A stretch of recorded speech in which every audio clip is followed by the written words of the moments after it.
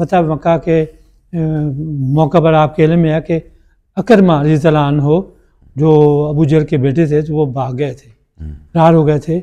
تو اس کی بیوی یعنی اس کی جو ہے نا اہلیہ محترمہ وہ مسلمان ہو گئی، اور انہوں نے آپ صلی اللہ علیہ وسلم سے نا ان کے لیے پروانہ ہے جسے کہتے ہیں حفاظت لکھوا لیا.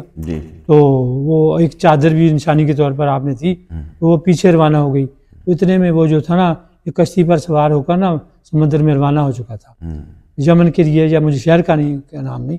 تو راستے میں سخت طوفان آ گیا، تو وہ سب لوگ نا اللہ تعالیٰ کو پکارنے لگے. تو یہ کہنے لگا اپنے جو بت ہیں ان کو پکارنے لگا، لات و عزا کو.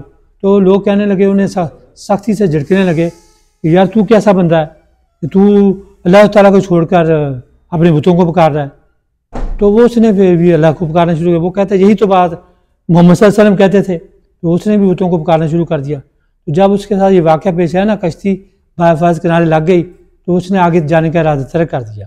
تو وہاں وہ کشتی سے اترا، تو اس نے کہا تو محمد صلی اللہ علیہ وسلم تو صحیح فرماتے تھے، تو یہی بات اللہ تعالیٰ نے مجھے تجربے سے ثابت کرا دی ہے، تو کیوں نہ میں بھی مسلمان ہو جوں.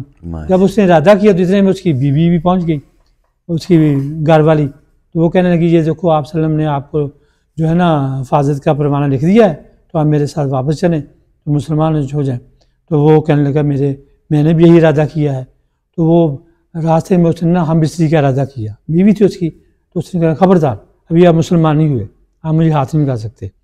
تو وہ اور بھی اس کا ایمان پختہ ہو گیا. وہاں بہرحال انہوں نے پھر وہاں اسلام لیا، اور انہوں نے بعد میں بہت جنگیں لڑی.